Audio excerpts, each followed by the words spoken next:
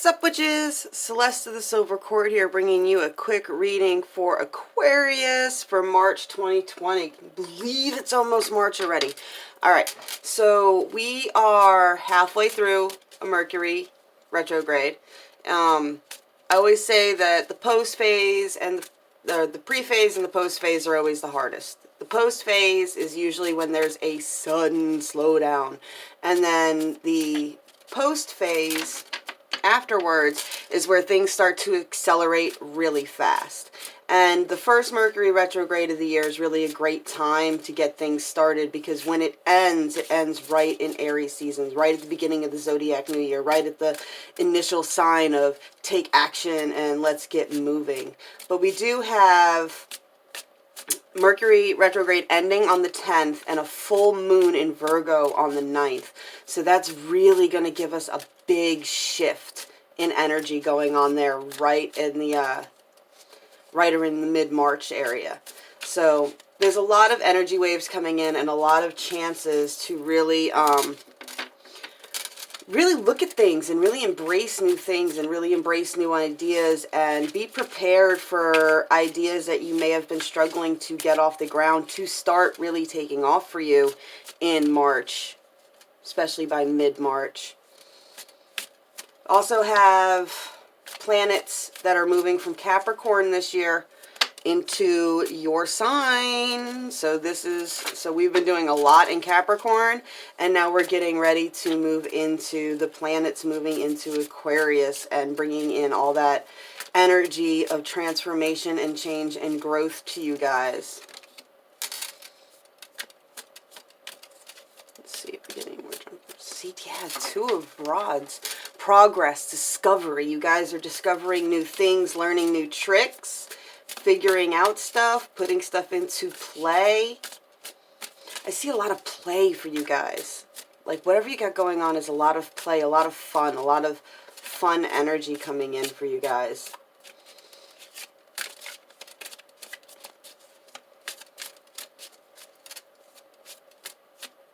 Let's see if we got any more. Queen of Pentacles. Yeah, time to start nurturing your ventures. Time to start really... Don't be so upset about the setbacks from Mercury retrograde. Everybody knows that that's kind of a slowdown phase. If you tried to start a new venture and it's just not really taking off, keep nurturing it. Keep nurturing it. Because you're coming into the edge of a big shift here in March.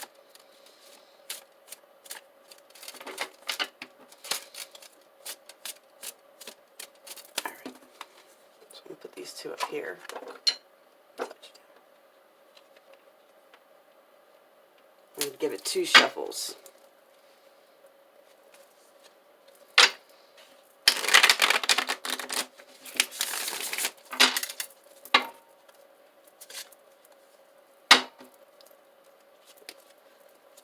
Don't mind me, I'm still getting used to shuffling with my new jacked up finger. But at least I didn't have to have surgery, and I was able to get you guys out these readings this month. Also going to be doing a Divine Masculine, Divine Feminine for Ostara, which is on March 20th. So we also have the Equinox. That's what Ostara is. It is the Equinox. I always find it funny. Oh, I went past it, didn't I? I just kept shuffling right past too. I guess you needed some more.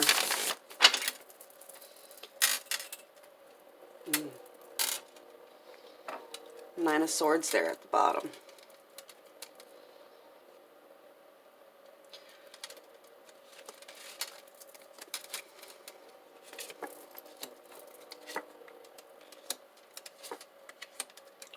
Ooh, oh my goodness.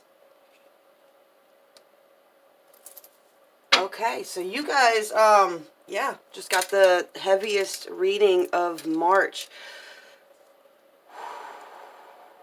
Okay, so, what cards? This one. So it's time to start looking at taking a new leap of faith And this is also a time to take a moment to see anything that you may have been back burnering. We have a tendency of putting the wrong things on pillars. In this deck, it's really about... The Fool is about taking a leap of faith, and it's about moving forward, and it's about taking those leaps. But in this deck, it's also about, what did you blind yourself to? What have you not been nurturing that you should have been nurturing? Type deal. Like if you're a woman, if you've been backburnering your children for a relationship, things of that nature. Like, have you been prioritizing your partner more than you've been prioritizing your kids, or your own responsibilities, or yourself for that matter? So this is a leap of faith, but in this deck, this is a leap of faith of taking care of yourself. And then you have the King of Cauldrons there, you know, King of Cups, emotionally balanced, really having control of your own emotions. So this leap is going to bring you a lot of self-control and a lot of controlling your emotions so that you are not manipulated anymore. And in doing that, that brings in the Tower energy, which I'm going to say is probably going to be around the 9th and 10th when we have that full moon in Virgo, and then Mercury going direct. That's going to be a Tower moment for you. That's going to be, once you get control of your emotions and you realize where you've been being manipulated and stuff like that, that's going to be a Tower of you seeing people for who they really, really are. And no more... Yeah, well, the Tower is all about when you have a Tower moment in your life and things feel like they're crumbling to the ground. That is the time that you take to shift through the foundation, to find out where the problem was in the foundation, because that is what cracked and crumbled your Tower. The Tower didn't just fall for no reason. The Tower had to have been structurally unsound somewhere in order for it to crumble. So in gaining control of your emotions and not allowing people to manipulate your emotions, you now are at the point where you see the cracks in your foundation. And if you... Towers go two ways. They either sneak up on you, which isn't really sneaking up on you. It means that you just kept your eyes closed to it. Because Towers don't just happen out of nowhere, and people think that they do, and they act like they do, and oh, it's such a shock it fell apart. Is it though? Was it really a shock that it fell apart, or did you kind of see it coming for a while? You just been blinding yourself to it. So I see this King of Cups, and especially with y'all's very unique perspective on life, I see you seeing this Tower coming. But directly after the Tower is the Lover's card. Attraction. Romance. So as soon as you allow this Tower to happen and you allow it to fall, that is right where you are at the beginning of building something new, something better, with a very strong love connection. This could be a strong love connection with a new love. This could be a rekindling. Since the Tower fell and you were able to shift through the foundations, seeing where the cracks are and repairing them and rekindling a romance. Or this could be a self-love moment for you, falling back in love with yourself. And you also have the Hangman right there at the end. And that really is, the Hangman is all about this deck too, because it's also got the butterfly. This is about a different perspective. This is about gaining a new perspective, about looking at things from another way. I mean, you got the moth, you got a stag, you got a spider, you got a crow. You have got messages all around you. The universe is always trying to talk to you. And have you had your eyes closed to it and just allowing your finances and everything else and your energy just to be drained from you? Are you allowing this to happen to yourself? Because he's not tied up or anything. He's hanging on his own. It's very similar to like the Eight of Swords self-imprisonment. But this is a time to look at things from another perspective. And you're going to be gaining this new perspective by the end of March. You're going to have this major Tower moment, leaps of faith, moving beyond And then the King of Cups, gaining control over your emotions and ooh, and having some discipline and control over yourself. And in doing this, you're going to see this tower fall, because you're going to see it for what it is. And then you have the Lovers and then the Hangman. And don't forget, we had, to start off, the Two of Rods and the Queen of Pentacles. So this Queen of Pentacles is for this connection. This is about nurturing this new connection, or this renewed connection, and finding the play and the fun in starting it again. The Two of Rods is really kind of, it's progress and discovery, and it's a playful energy.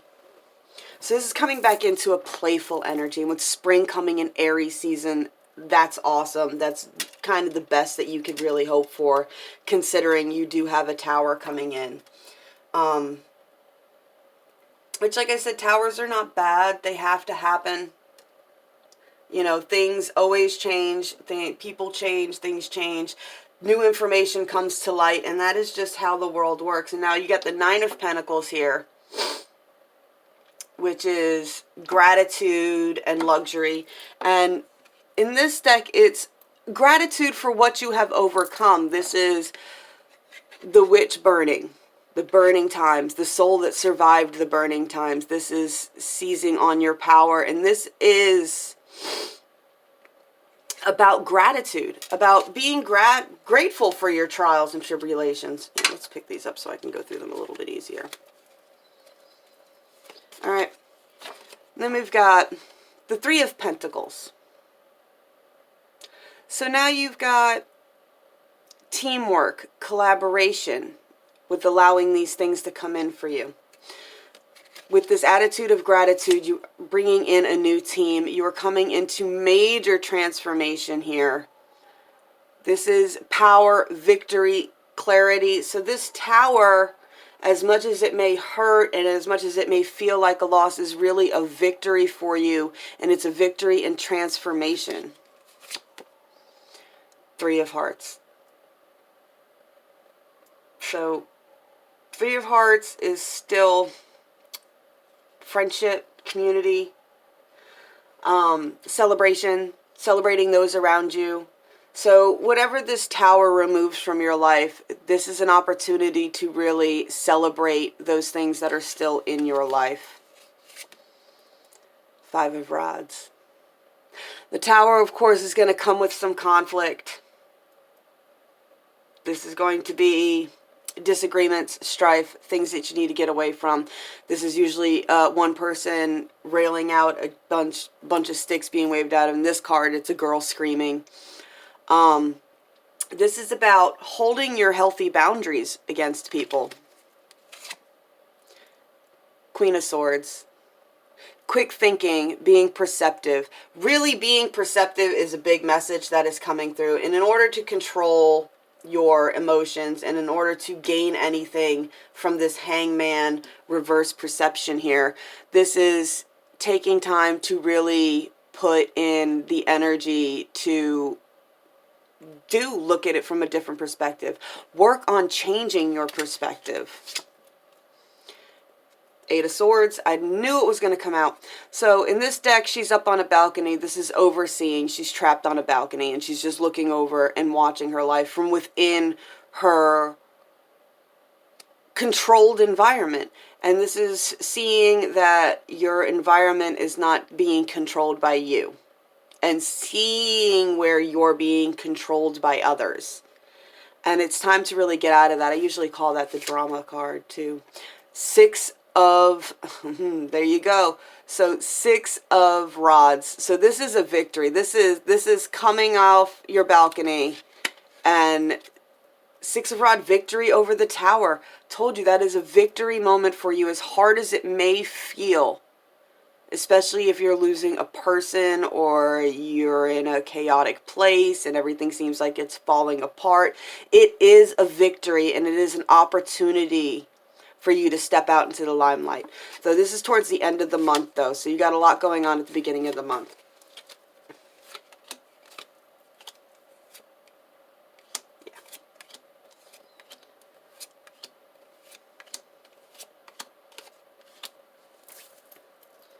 knew that Eight of Swords was going to come out. So this is shifting your priorities and putting, a lot of people's priority list is way out of whack. We put way too much into maintaining a relationship and way too much work into holding up appearances and things of that nature. And that really is kind of Eight of Swords in yourself. That is really boxing yourself into a place where you're now suddenly controlled by others, and it's time to really embrace the change. Control your own thoughts and emotions. Don't allow others to manipulate it. When you take that stand to control your own emotions and not be manipulated anymore, this will cause the manipulators to wig out, and that's where the Tower will come in. But as soon as you let that toxic connection go and you show gratitude for what you still have in your life while you're going through, see, because this Fool card with the reorganizing your priorities, right underneath it is that Nine of Pentacles. And that is just showing you that you haven't been showing enough gratitude to the good things in your life that you need to make a change with. So definitely embrace the controlling of your own emotions. And fucking off is not controlling your emotions. I say this all the time. Aquariuses, I love you guys to death. I've got so many in my family. I've said this before. My grandfather, my uncle, my dad, my aunt. You can't just fuck off and disappear every time shit gets heavy and anytime things don't work out the way you want to. You guys have a very, very bad habit of just totally disappearing. Just poof, gone, weeks. You won't call back. And then all of a sudden you show back up and it's you know, you just brush it over like nothing happened, like you didn't just disappear. You know, and that causes a Tower too. That is not gaining control of your emotions. Taking some time to work through yourself is one thing, but completely cutting out the entire world for weeks on end while you handle your inner shit, that's not how you accomplish anything in life. That's not how you get out of comfort zones. And a lot of times what you guys do when you do disappear like that is you trap yourselves. You go out of your way to recreate an old comfort zone for some reason. And then you reappear. Oh, I'm comfortable back in my comfort zone now. Now I can be normal again. And it's like, you're trying so hard to people. Stop trying to people. You guys are terrible at it. That's what makes you great, though. That's why everybody likes y'all, because you see things differently. You have no problems doing things differently. You have no problem thinking outside of the box. Stop looking at those things as negative things that divide you from humanity, and look at them as things that is what inspires people around you. That's what makes people watch and follow you and want to be with you. So definitely don't be afraid to take some time to get your shit together. But at the same time, don't just fuck off and disappear. Actually work through your shit and do it without cutting off everybody in your life. That is the thing. So, okay. So you got two oracle cards here. Harmony and Vigilance. Now the Vigilance card is not just about being vigilant to those who cause you drama and chaos and pain. Do be vigilant of those things, but don't keep that as your only focus. This is also about being vigilant to those who bring harmony. That those who harmonize with you well, that those that are on the same page, that those, if they're playing music, you can walk up and play music with those. Fun. Those are the people that bring out the fun and the joy in you, and those are where you should be vigilant, and those are where you should be focusing on, because that is right where you're kicking off this month, is with a lack of focus on what is important. And if this is calling you to shift your focus to what is truly important and what connections you do harmonize with and you do need to nurture and show gratitude for. All right, Aquarius. That's your March 2020 reading. If you like that, please like, share, subscribe, spank the bell. I'll leave a link below to our Facebook group, The Coven, the Silver Cord. We do messages from the universe. We do cards and coffee. A lot of fun. And I will talk to y'all later. Blessed be.